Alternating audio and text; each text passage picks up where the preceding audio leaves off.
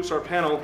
David Beckworth is an assistant professor of economics at Western Kentucky University and a former international economist at the U.S. Department of Treasury and assistant professor of economics at Texas State.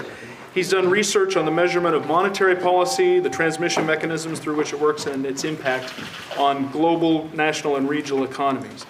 And Scott Sumner, sitting next to him, is a professor of economics at Bentley University, has taught economics at Bentley University for the past 30 years, and earned a BA in economics at Wisconsin and a PhD over at Chicago. His research has been in the field of, again, monetary economics, particularly the role that the gold standard played in the Great Depression. And he's also done research on forward-looking monetary policies. So join me in welcoming our panel, and we'll dig right into it with Dr. McCreary. The role of moderators been very much in the public view during the presidential debates, and I'm a moderator today, but I don't think this is going to be a debate because our two panelists have similar and complementary views on the issues that we'll be discussing today. I've always considered myself to be a Milton Friedman monetarist, which emphasizes the role of money growth in monetary policy rather than interest rates. And as I understand it, our panelists are monetarists as well, but they've taken it a couple of steps further. They're leaders in a new school of thought called market monetarism, and they both advocate nominal GDP targeting as the best way for the Fed to go. Now, monetarism works well when the velocity of money doesn't change or when its changes are small or predictable. Market monetarism, as advocated by our panelists, uses market signals to help anticipate changes in the velocity of money, and they recommend nominal GDP target as a means of moderating velocity changes. Now, if I got that wrong, I'm sure they'll let me know in just a couple of minutes. But first, I wanted to set the stage with a brief summary of recent monetary policy, just to get everybody starting at the same place. As the looming financial crisis became more apparent in late 2007, the Fed began an aggressive easing of monetary policy in conventional terms. That is, they reduced the target federal funds rate. And by the end of 2008, the federal funds rate had fallen to near zero, and short-term market rates declined along with it. Also during 2008 and 2009, the Fed established several novel lending programs to encourage banks to borrow and engaged in asset purchasing programs to unfreeze frozen financial markets. This first conventional and then unconventional easing of monetary policy produced a sharp increase in the Fed's balance sheet. The increase in the Fed's assets was roughly matched by an increase in the reserve deposits of banks, which show up on the liability side of the Fed's balance sheet. Once short-term interest rates got about as low as they could go, the Fed continued open market purchases, which were labeled, not by the Fed, but by others, quantitative easing, as opposed to interest rate easing. The quantitative easing program lasted through March of 2010 and was later dubbed QE1, or quantitative easing number 1. The economy weakened following the end of QE1, so on November the 3rd, 2010, the Fed embarked on a new so-called quantitative easing program to purchase an additional $600 billion worth of Treasury securities. This second round of easing lasted through June of 2011 and was dubbed QE2. The Fed's conventional easing, plus its asset purchases during QE1 and 2, increased its total assets and liabilities by roughly $2 trillion.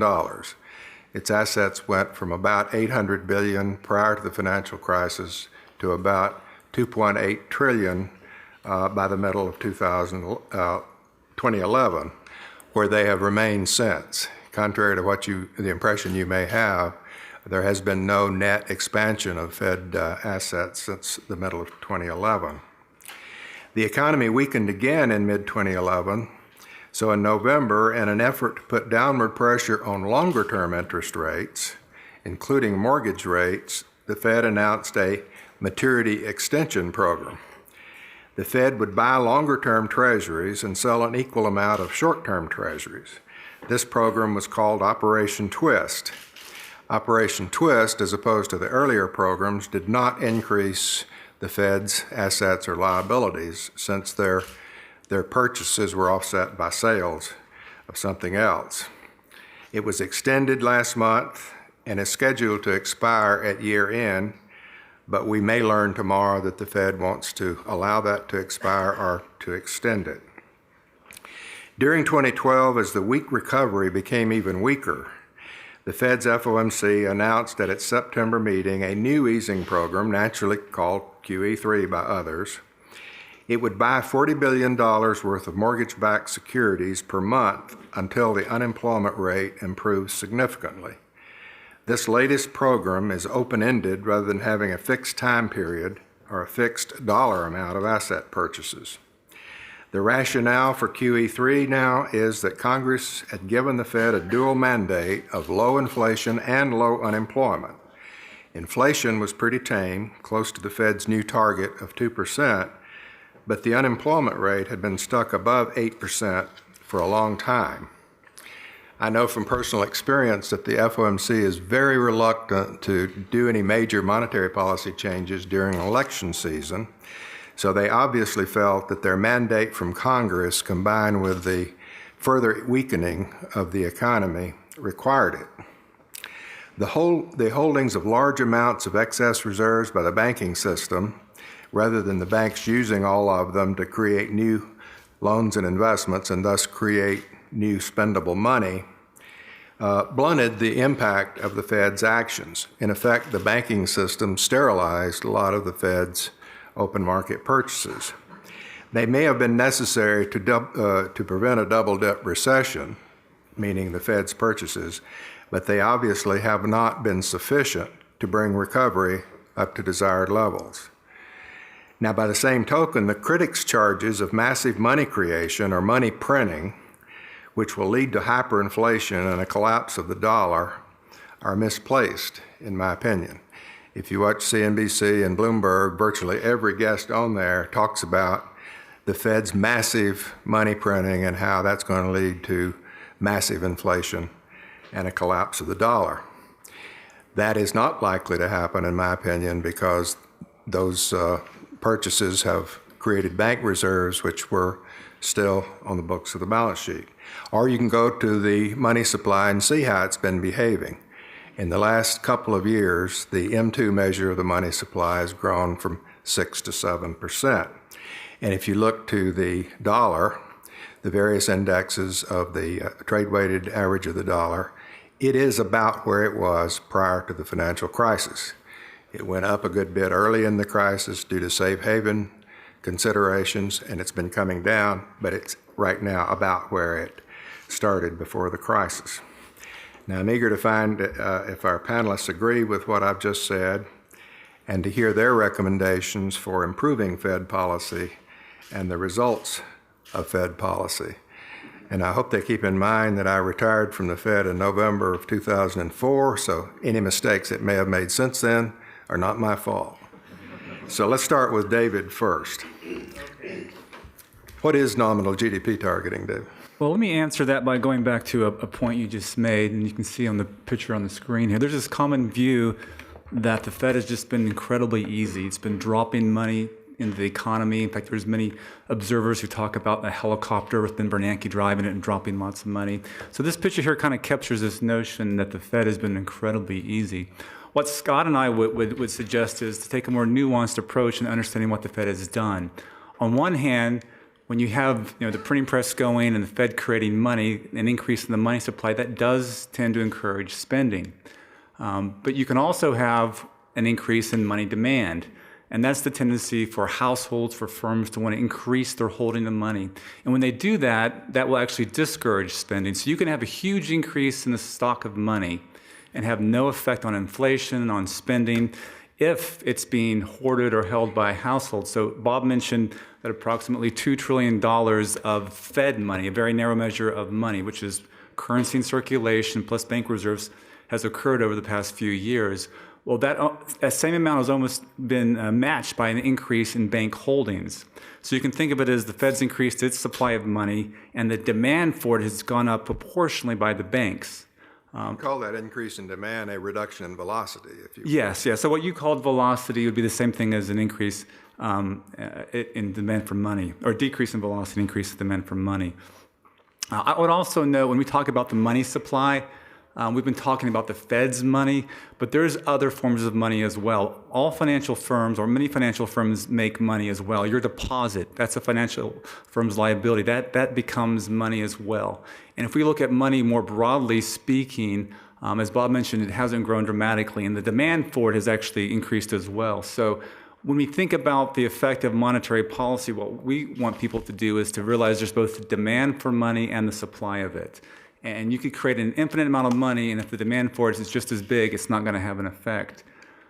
So to answer your question, what is nominal GDP targeting, let me first answer what is nominal GDP, because most of us are familiar with real GDP, but nominal GDP can be thought of as total current dollar spending.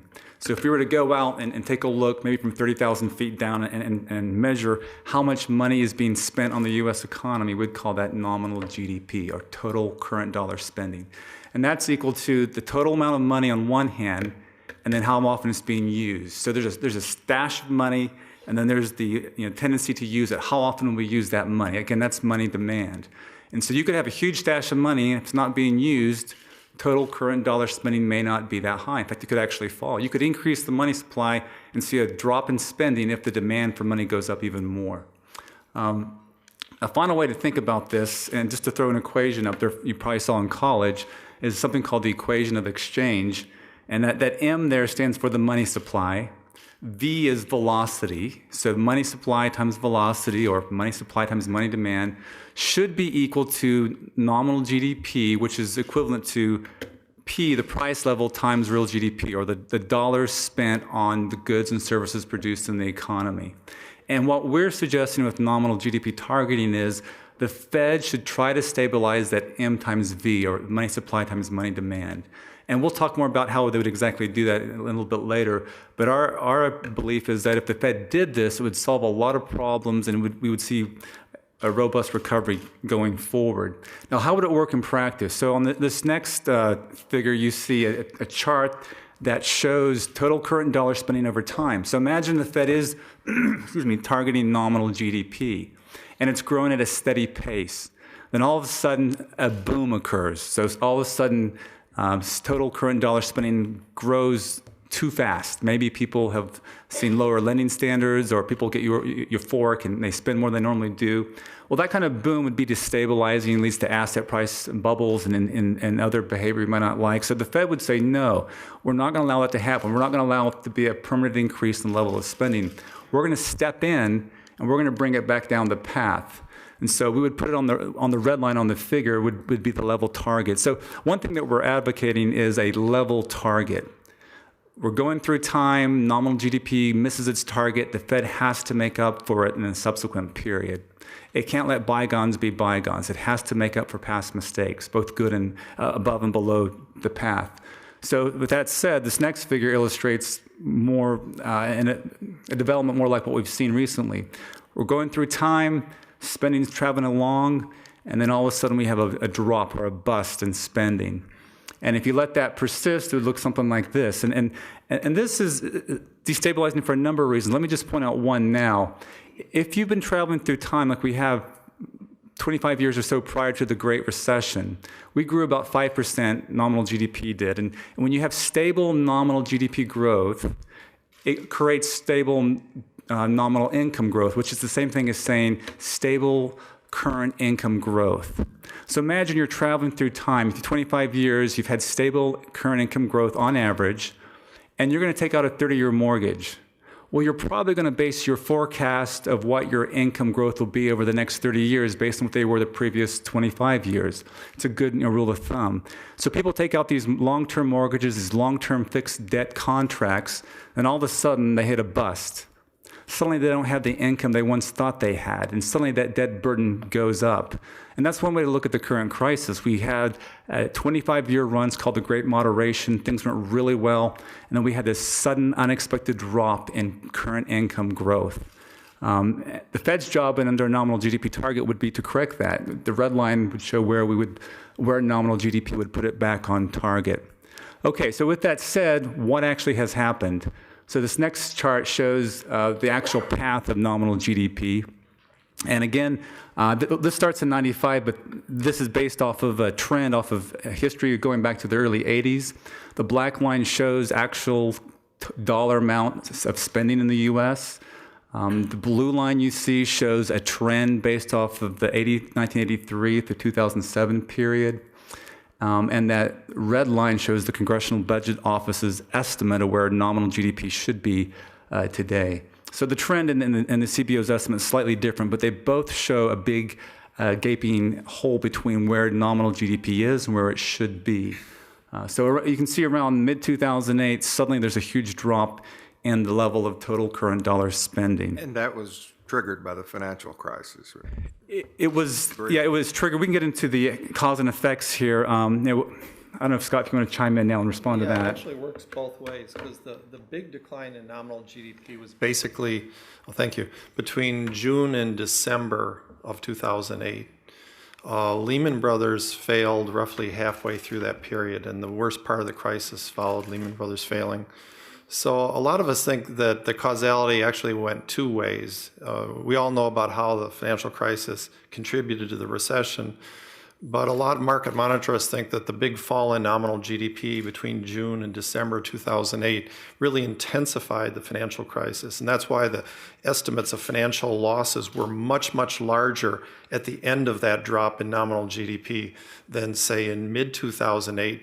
Even though in mid-2008 we already knew about the subprime problems, but that big drop in nominal GDP made the debt crisis spread much deeper in the economy. Just a few more things. So again, we know that nominal GDP is a product of the money supply and the demand for money, or velocity. So what actually happened to money? Here's a graph that shows two measures of money, M2 and M4.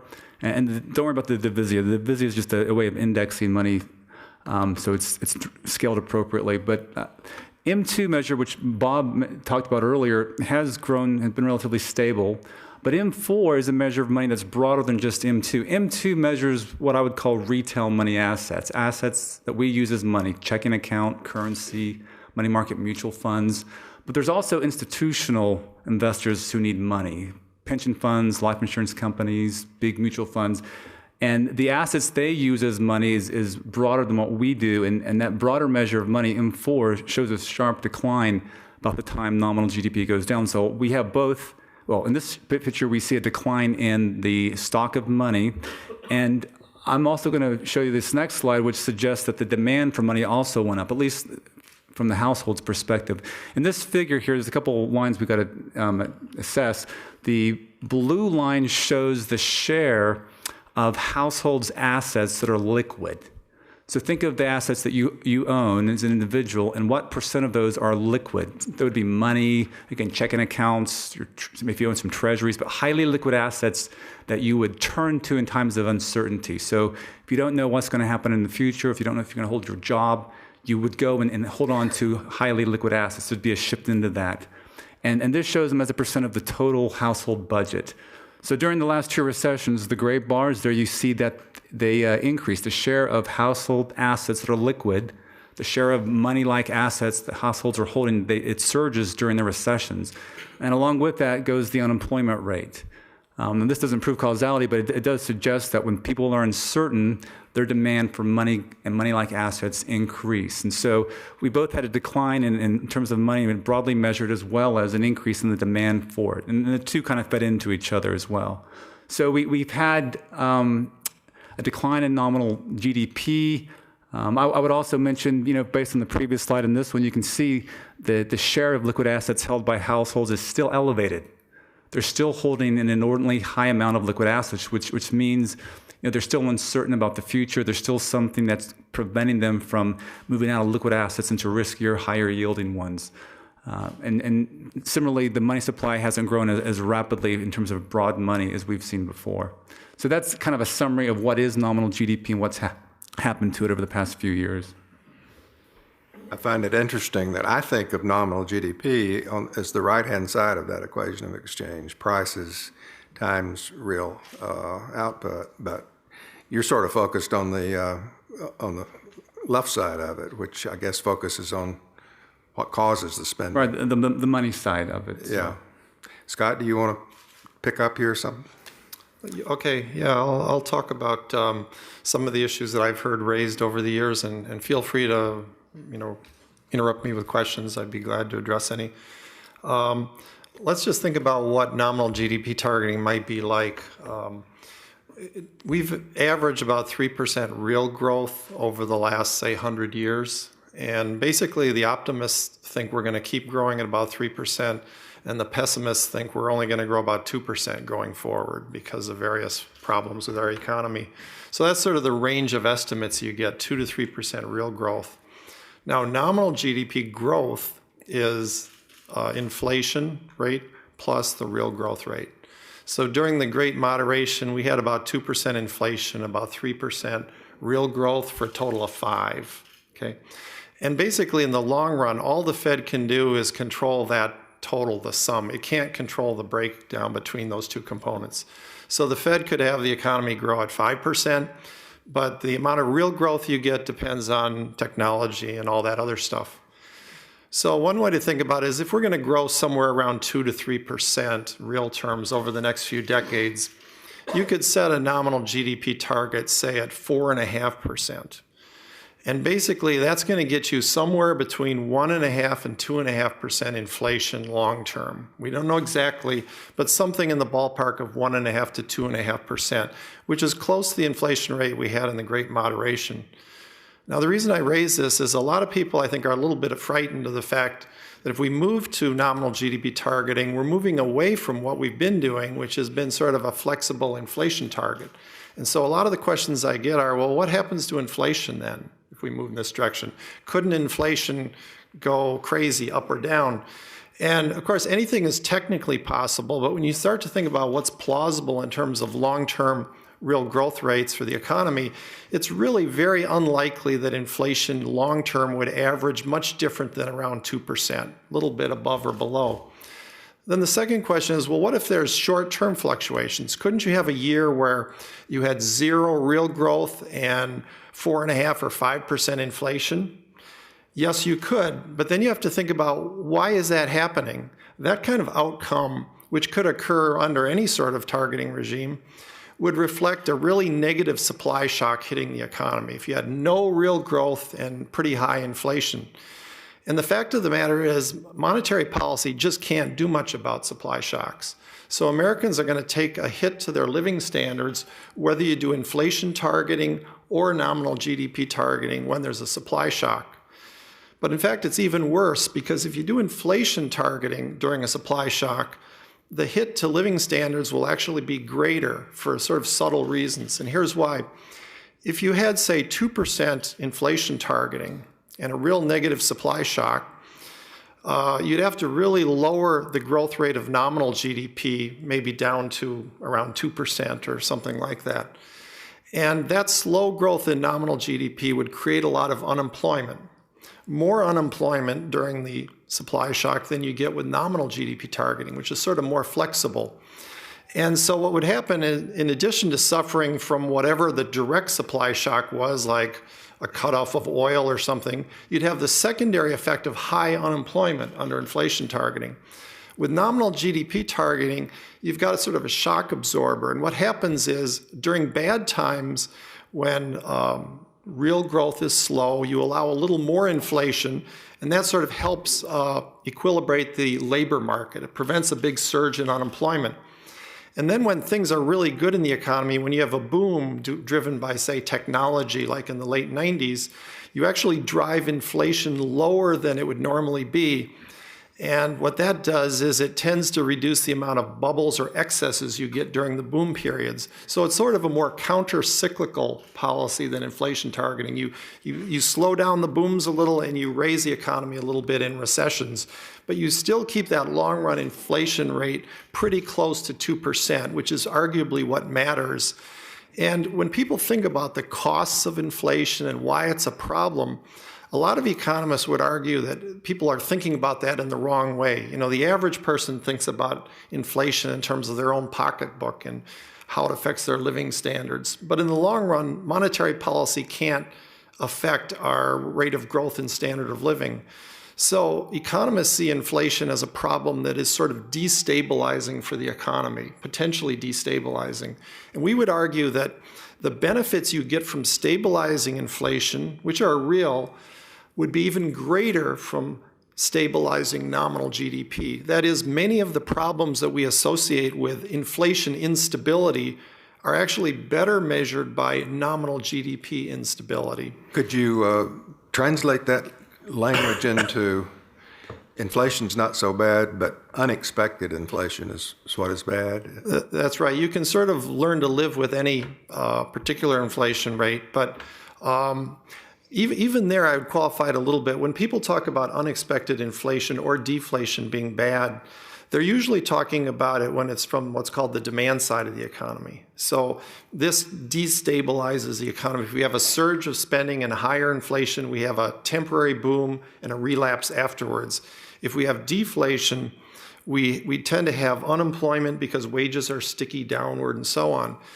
But actually, those problems of excessive boom or excessive unemployment are more closely correlated with nominal GDP growth than the rate of inflation itself. So it's more the unexpected nominal GDP growth up or down that creates this cyclical uncertainty, and also arguably the unfairness between lenders and borrowers. And I don't know if we'll have time to get into that, but there's a lot of arguments. By the way, I have a paper coming out just today, published by the Mercatus Institute, that has the whole sort of case for nominal GDP targeting, if anyone's interested.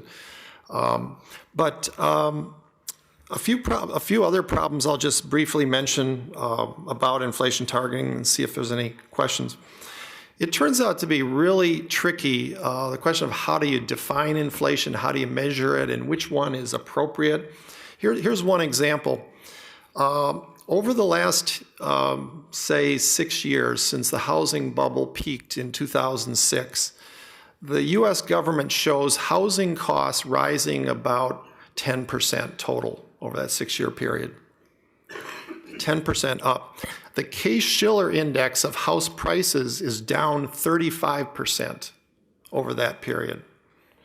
That's a huge discrepancy. That's a 45% discrepancy in two different ways you could measure housing costs. And housing is like almost 40% of the core CPI. It's a huge part of the CPI. So we would get radically different inflation numbers if we put in the price of houses rather than the one that actually is used, which is called the rental equivalent. Now, I'm not going to argue that what the Bureau of Labor Statistics is doing is wrong necessarily, but it may not be right for the purpose of monetary policy. In other words, it might be a good way of measuring the cost of living for the average American that doesn't buy a house that year. But if you're thinking about stability in the economy, you can argue that that 35% reduction in house prices is actually more representative of what was going on in the housing industry and why housing construction really fell sharply. They weren't able to sell houses at the same price. And so if we had nominal GDP targeting, we'd actually be targeting a variable that in some ways is more sensitive to actual economic conditions than the various price indices that we tend to use. And so you have to think about the fact that inflation can be measured in many ways, and the way we tend to measure it may not be the right way for monetary policy. Another point I like to emphasize, I think it would help. Excuse me, do you have a favored way to measure inflation that would go along with what you're proposing, or is that yet to be invented? Well, I would say if we insist on doing inflation rather than nominal GDP targeting, I'd probably prefer something like the GDP deflator, That would include the price of new houses that are constructed during a given year. So it would pick up more of the actual economic conditions in the country. Well, if you're doing nominal targeting, you are using the GDP deflator, right? As part of it, but you're using also the real growth. That's right. But if you just were going to do only inflation targeting, I would move away from the CPI. I think Bernanke's favorite and Greenspan's favorite was personal consumption expenditure thing. That's a little better. One of the reasons they offer is that it reduces that distortion of housing. Probably not enough, but some. Yeah, that's right. It also would help bring clarity to the debate over stimulus. We have this strange debate where the discussion of monetary policy is framed in terms of inflation, and the discussion of fiscal policy is framed in terms of real growth. Now, actually, there's nothing in economics that would suggest that dichotomy is appropriate. That is, economists view both fiscal and monetary stimulus as affecting what we call aggregate demand, total spending in the economy. And how that breaks down into inflation and real growth depends on the supply side of the economy that neither fiscal or monetary policy directly affect. So when there's a strange debate, like in Britain over the last few years, they've had inflation above their target, and there's been pressure on the Bank of England to bring inflation down. At the same time, Britain has been in recession, so there's been pressure on the Cameron government to do fiscal stimulus. And yet those two policies would completely counteract each other. And so if you actually targeted nominal GDP, it would be more transparent that what you're doing with monetary policy is actually targeting aggregate demand. And that would leave fiscal policy for what it does best, which I would argue is not stabilizing the economy, but serving other needs of the country. So, I mean, think of it this way. If you're targeting nominal GDP at 5% with monetary policy, any change in the budget deficit is not going to affect nominal GDP growth. The Fed will just offset that with tighter monetary policy or easier monetary policy. So Congress can go ahead and do fiscal policy in the way that they think is appropriate for the long-run interests of the country without worrying about, oh, how is that going to affect the business cycle? Okay, and it would make that distinction clear. Now, it should be clear anyway, and it is clear to many economists, but in the public debate, I think that distinction gets lost sometimes. I believe in Congress the prevailing view may be the Fed should sort of stand down and stop its activism, and we ought to focus on fiscal policy and do draconian things to get the deficit down. Would you comment on the wisdom of that? Well, I sort of half agree. I think it's desirable to get the deficit down, but if the Fed were to stand off when that happened, it could push us back into recession. So what I would rather is the Fed sort of target, say, nominal growth at, whatever, say 5%, so that when the Congress does that deficit reduction, it doesn't reduce aggregate demand and put us into a double dip recession like we had in 1937 in the Great Depression. I believe I read something in one of your works that suggests that you believe that monetary policy is a lot more powerful than fiscal policy. Is that right?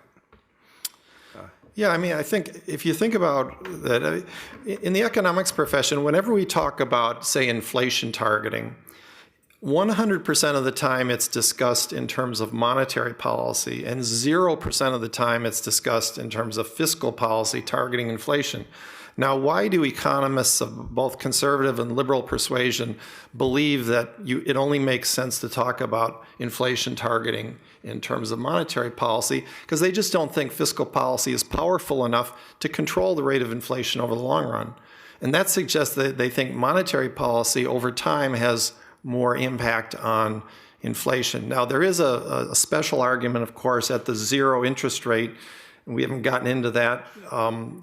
We market monetarists think monetary policy can still be highly effective even at a zero rate. Some people don't agree with that, and that's, of course, where one of the arguments for fiscal stimulus comes in. Let me take that question and frame it in a different way. If the Fed had been following a nominal GDP target, credibly it was believed, then what happened in 2008, 2009, we believe would have been avoided largely. There may have been some downturn, but been much milder. Had that been the case, then you wouldn't have had a big call for fiscal policy. You wouldn't have had, the big deficit plans, even TARP, all of those programs, there simply wouldn't be an argument for them if nominal GDP targeting had kept total spending on track. I mean, same thing if you go back to the early 1930s. Between 1929 and 1933, the U.S. dollar spending economy fell in half. The dollar size of the economy fell 50%. And, standard view and the view we take is the Fed didn't necessarily cause that, but they allowed the economy go over the cliff. Had the Fed been more active and had a nominal GDP target, it would have kept current dollar spending going, and it would have, changed the debate about a lot of things in the 1930s, in the New Deal, fiscal policy. So the Fed's failures opens doors for other policies to come into play. Yes. A couple questions, if I could. One is just mechanically how this would work with the Fed. Would they base what they want to target inflation on based on 12 months ahead, what they expect growth to be? 24 months, would there be any trailing indicators? It would be forward-looking. I'll let Scott answer that because he has a specific idea. Well, my preference would be for the Fed to actually set up and subsidize trading in a nominal GDP futures market so that we have a market read on where nominal GDP is expected to go. I don't expect that to happen in the near future. So in the absence of that, I guess the best you could do is have the Fed researchers, and there's a lot of them there, work with their models, look at market indicators, and come up with the best estimate of where they think nominal GDP growth would go under various policy settings. It's probably easiest to explain this when we're not at zero rates. So imagine we're at positive interest rates. So you could have a conditional forecast of nominal growth at 1, 2, 3, 4% interest rates. And then once the staff prepares these conditional forecasts, all the board has to do is say, oh, well, we want 5% nominal GDP growth, so we'll pick the interest rate that the board thinks is most likely to deliver that. That the researchers think is most likely to. Now at zero rates, it becomes trickier. You might do conditional forecasts based on different amounts of QE. Larger amounts of QE would presumably lead to higher nominal GDP growth forecasts. But that gets into a lot of complexities with the level targeting we discussed earlier.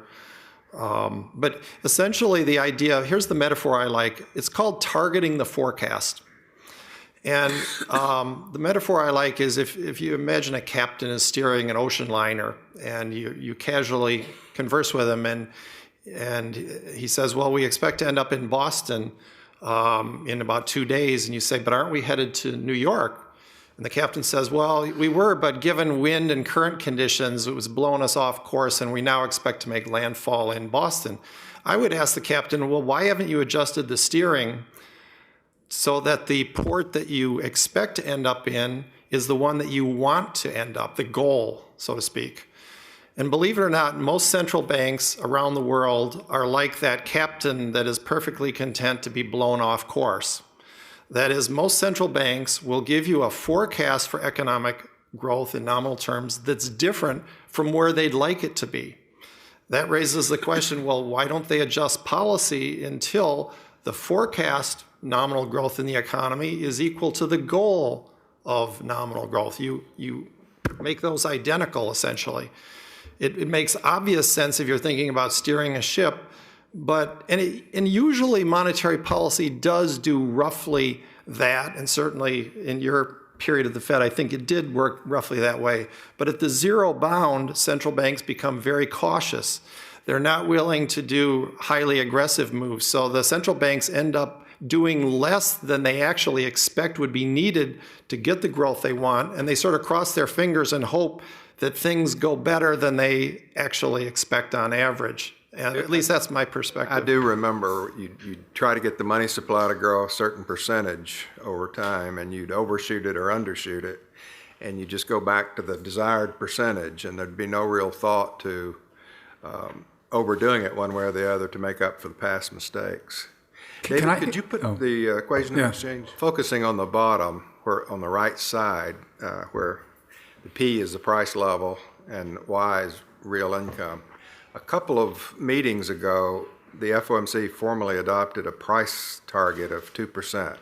That's something Bernanke had been wanting to do for a long time, but they finally did it. So now they've got a 2% target for P, and they think that real income is growing too slowly because it's not growing fast enough to bring the unemployment rate down. Couldn't you say they've got an implicit target for Y of 3 or 4%? And if you put those two things together, in a way, isn't that nominal GDP targeting? It does it component by component, but you can add them up and get what you're referring to as the nominal GDP. The biggest difference would be when you get into level targeting. If you go off course, we're much more off course on the nominal GDP track than on the price level track. So that's then where the rubber hits the road about what are they going to do in that situation. Seems like in the short run, you'd be indifferent between 4% inflation and 1% growth, or 2 and 3, or 3 and 2. You would be indifferent. Is that politically possible? I mean, if you've got a situation where you've got very low growth and very high inflation, if the nominal GDP target is on track, you'd say stay the course, right? Mm-hmm. How do you fend off these guys' bosses? Well, I think, kind of going back to this gentleman's original question, part of implementing this is to clearly set expectations and to shift focus away from an inflation target and a real growth target, focus on one term. So, how will you implement it? Well, part of it is a premise that we have, the importance of expectations. If you can convince the public that their total dollar incomes, firms, the total dollar sales will be growing at, on average, a steady pace, I mean, the public effectively does the monetary policy. Like right now, I mentioned, I showed the slides that households are holding a large share of liquid assets. I mean, we want households to kind of lose some of that panic, that uncertainty, and switch into higher yielding yet riskier assets, and that kind of help with kickstart the economy, portfolio rebalancing. So just setting an explicit target itself, we want 5% growth, we want to return it to trend, would kind of catalyze the private sector. I mean, this policy actually minimizes the Fed's intervention in a sense, in that it creates expectations for the private sector to do much of the adjustment. And with Scott's proposal for a futures target, even more so. I'd like to follow up on that question. I think a good example of something close to what you're talking about is actually 2008.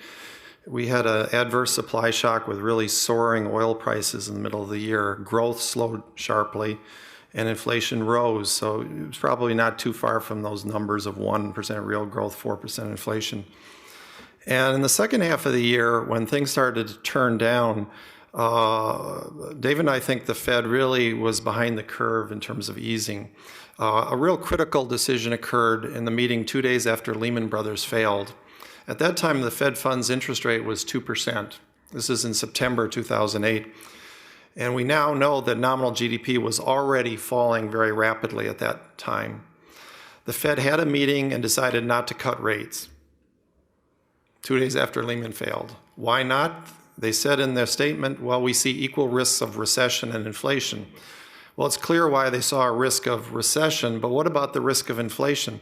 They were essentially looking backwards. They were looking at the inflation over the last 12 months, which had been higher than they would have liked, because partly due to the surging oil prices. And they weren't looking forward. But if you looked at the bond market indicators of inflation expectations, what's called the TIPS spread, it was showing inflation expectations of only 1.2% over the next 5 years. That's actually below the Fed's target. So under a forward-looking procedure of sort of targeting the forecast, the Fed would have eased for two reasons: fear of recession and inflation actually likely be below their target. But they were spooked by the high inflation, which was politically unpopular, into not doing more monetary stimulus. And as a result, we had a deeper than necessary recession. I think you just have to roll with the punches. If the inflation is coming from a supply shock, like an oil price surge, you're going to get temporarily higher inflation and lower real growth. But it's better to ride that out. And generally, core inflation won't move very much in that situation. But if you try to stamp down on that high inflation at a time the economy is already weak, you really risk spiraling into a much deeper downturn. And that's, of course, what happened in late 2008. Now, you can say hindsight is 20/20, but again, the markets This is where the term market monetarism comes in. The markets were indicating that the Fed was likely to undershoot their inflation target substantially over the next 5 years. And guess what? It turned out the markets were right. I mentioned 1.2%. Inflation has actually been about 1.4 or 5% since mid-2008, the headline CPI. It's been below the Fed's 2% target. So the markets, they're not perfect in forecasting, but they were looking ahead, and the Fed, I think, was looking backwards at that point and simply was reacting too much to inflation from oil prices they couldn't do much about. Let me I just don't disagree with any of that, but ironically, people were yelling that the Fed was being too easy. I know. right. This figure here is the point Scott was making. It shows the expected average inflation rate over the next 5 years from the Treasury market, from the break-even inflation. And you can see prior to Lehman, it was going down. I have up there passive mild tightening. This is an idea that Scott and I shared, that the Fed doesn't have to consciously tighten policy for policy to tighten. By failing to act, it effectively does tighten. The bond market was screaming, we're headed over a cliff, we're headed over a cliff. And they were lowering their forecast for inflation. Why do you lower your forecast for inflation? You think there's going to be a slowdown. You think things are going to get worse.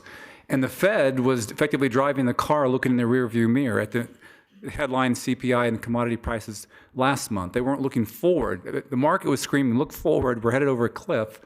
And the Fed effectively was looking in the rearview mirror. We've got another cliff coming at January 1st. What are the implications of what the Fed ought to be doing about that, if any?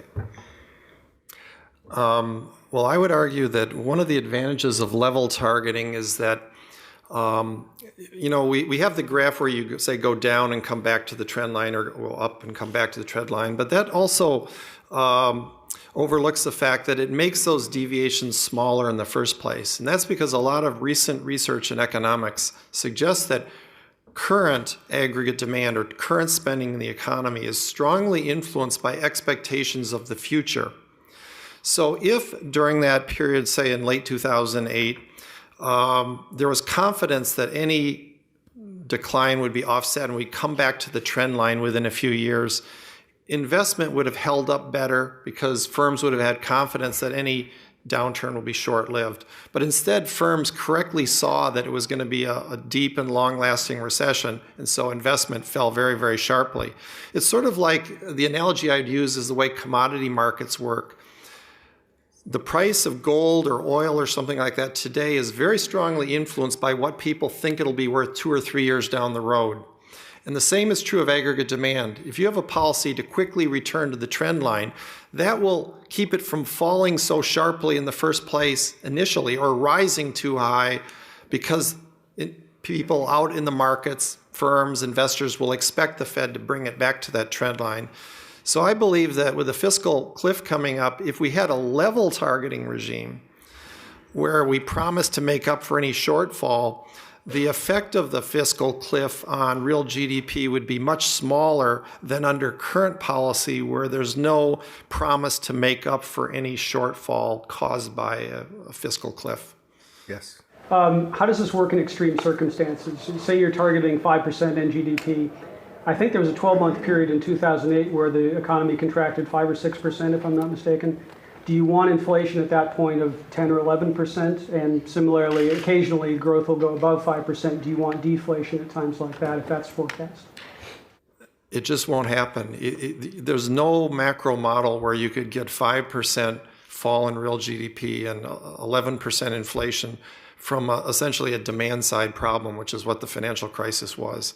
I'm not saying it's impossible. Obviously, if there was a catastrophic supply-side problem for the U.S. economy, that could happen. But if it's something on the demand side, and the basic problem was demand in this recession, ask yourself, how could firms be raising prices 10% in such a weak economy? And we know wages are sticky. So wages are going to be chugging along at probably 3% at that time. So if firms were raising their price 10%, profit margins would have been soaring in that condition, which is inconsistent with the assumption of real GDP falling. So the interesting thing about your example, though, is that sort of thought experiment, I think, helps people understand why real GDP would be more stable in the first place with nominal GDP targeting. It would be very unlikely to see that sort of pattern occur in the first place Again, unless it was a supply shock, and the Fed can't do anything about supply shocks. But if it's something coming from the demand side of the economy, you're just not going to have plunging real output and soaring inflation at the same time. We just don't see that. Any other questions from the audience? Well, Bob, I'm going to bring up one other point that we haven't touched on, and that's the idea that nominal GDP targeting would actually help savers. And one of the complaints you hear now is that the interest rates are really low, savers are being harmed, even banks, financial firms have small profit margins because interest rate spreads are really, really low. And often the low rates are attributed to the Fed. It's all the Fed's fault. The Fed has pushed rates so low, it's harming the economy. The way we look at it is that the rates are low because the economy is in a slump. And the Fed may have done some small change on the margin, but most of the decline in interest rates has come from the economy being weak. And a nominal GDP target would change that. It would restore robust growth, and the demand for credit would go up. So imagine if everyone believed the economy was going to grow, if firms believed the economy was going to grow, they would start issuing more bonds, there'd be more demand for credit. It'd increase the price of credit, interest rates. So we look at this differently. I mean, let me show you a picture here that highlights this. This shows the relationship between the one-year forecast of nominal GDP. This comes from the professional survey forecasters from Philadelphia Fed. The relationship between a one-year head forecast of nominal GDP and interest rates is positively related. So if we expect higher growth, we would expect rates to go up. Rates are low primarily now because of the weak economy. One other thing I just wanted to note along these lines, this slide shows the share of marketable U.S. treasuries. So this doesn't include those treasuries held by the Social Security fund, but these are marketable treasuries, the treasuries that are being traded that help determine interest rates and yields on treasuries. And the blue area shows treasuries held by the Fed, and the red measures all the other parties that hold treasuries. So the other parties would be foreigners, households, pension funds, other intermediaries. And as you can see, most of the treasuries are held outside the Fed. Now, the Fed is the single largest holder, but what's striking about that figure, at least to me, is the biggest run-up in government debt we've seen ever, and it was readily bought up by entities outside the Fed. So if you want to blame anyone for low rates, blame you and me and our banks and our pension funds. They're buying up the debt. And the question is why? Why are they doing that? Because they still see some uncertainty about the future. And we believe a nominal GDP target would remove a lot of that uncertainty. It would change expectations about the future. Right. Go ahead. No, go ahead. Right now, households still have a really low expectation. I mean, one other picture, I'll squeeze one more I have in. This here shows a forecast of households. This comes from the Michigan Survey of Consumer Sentiment. So we're all familiar with the Consumer Confidence Index that comes out every month. One of the questions they ask is, what is your dollar income growth going to be like over the next year? And you can see through most of this period we call the Great Moderation, the early 80s to 2007, it was around 5%. And then it's declined and is yet to come up. So most households still don't see a return to normality in terms of their dollar income growth. A nominal GDP target would put us on that path and change interest rates. I wanted to give a few examples of your point about interest rates being misleading, because, I mean, monetary policy is a very counterintuitive and confusing field. I would say the vast majority of people right now think monetary policy is very expansionary. But consider a few examples. In the late 90s, Milton Friedman said, in terms of Japan, low interest rates are not easy money. It's a sign that money has been tight, or ultra low interest rates. At that time, Japan had seen its interest rates fall to roughly zero. And at the same time, Japan was experiencing deflation. Now ask yourself, if money was really that expansionary, why was there deflation in Japan? Then we have the example of the US in the Great Depression, the only other time in history where we've seen interest rates fall to zero, at least last 100 years. And what did we have? We had tremendous deflation. At the time, most people in America thought that money was very expansionary, and the Great Depression was happening despite this expansionary monetary policy, because the Fed had cut interest rates to very low levels and they'd pumped money into the economy, what we would call QE. The Fed did that in the early 1930s. So most people thought money was expansionary. Today, most economists have accepted the revisionist view started by Friedman and Schwartz that Actually, money was very tight in the Great Depression relative to what was needed because there was so much hoarding of money. And I think at some point in the future, there'll be a revisionist take on this crisis as well, where the standard view, which is that money has been very expansionary, will be revised and people will start to say, you know, it hasn't really been as expansionary as was needed. And instead, those low interest rates were a sign of a weak economy, just as in Japan in the 90s, just as in America in the 1930s. They're a symptom. And if you look at all three examples, you see very low nominal GDP growth. If it were really true that zero interest rates were a sign of easy money, we ought to see countries with zero interest rates experience high inflation. But in fact, it's exactly the opposite. So that's a common misconception that I think makes it hard for people to recognize the true role of monetary policy in this crisis. I don't think it's a misconception that Bernanke has, though. No, that's right. Yeah. He's trying to get money growing faster, and it's being sort of blocked by the holding of excess reserves of the banking system. Mm-hmm. Among your market indicators that you use, you mentioned tips. Would you include gold in that? The price of gold? At one time I would have, but now the thing that concerns me about this slump is that not only gold, but other commodities like oil have held up surprisingly well, despite the weak economy in the Western world. And one theory is that Asian demand for commodities, including gold, believe it or not just oil and metals, has been so strong that commodity prices have been much higher than you'd expect. So if you think that gold is now an international indicator that reflects the rapid growth in the developing world, it may not be a reliable inflation indicator anymore. So my personal opinion, yeah, it has some role to play, but I'd put more weight on tip spreads. I don't know how you feel. Yeah, I share the same view. Something else that's worth sharing is, you know, we showed this graph here of nominal GDP below trend. You know, I think both Scott and I are open to the notion that we don't have to return to the blue trend or the red trend. Just the the view that nominal GDP targeting is better than inflation targeting. I mean, you could start a whole new trend if you wanted to.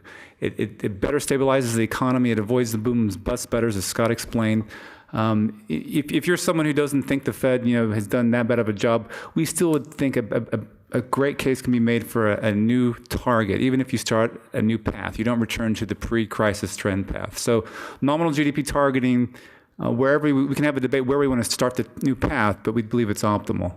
We're going to have to wrap up. Is there any one short point that either one of you feels compelled to squeeze in? Well, I would note that Scott and I have some articles we've written if you want more. And you have in the book. And there's the book I've written, so buy plenty of those. And just talk to the Institute about the articles we've published too. Okay, and they both have good websites. Marginal Revolution is one, and the other one. They endorsed. Is that's right? not the name. That's Tyler's. That's Tyler's. What are your websites? I'm a Macro and Other Market Musings. Mine is called themoneyillusion.com. Okay, thank you so much for coming. Let me just say one last thing. We did hand out packets, but with so many people, if you did not get a packet, see me or men out there. We'll get your name and address and make sure that you get all the information, which has the paper that Scott talked about and all the contact information. Thanks.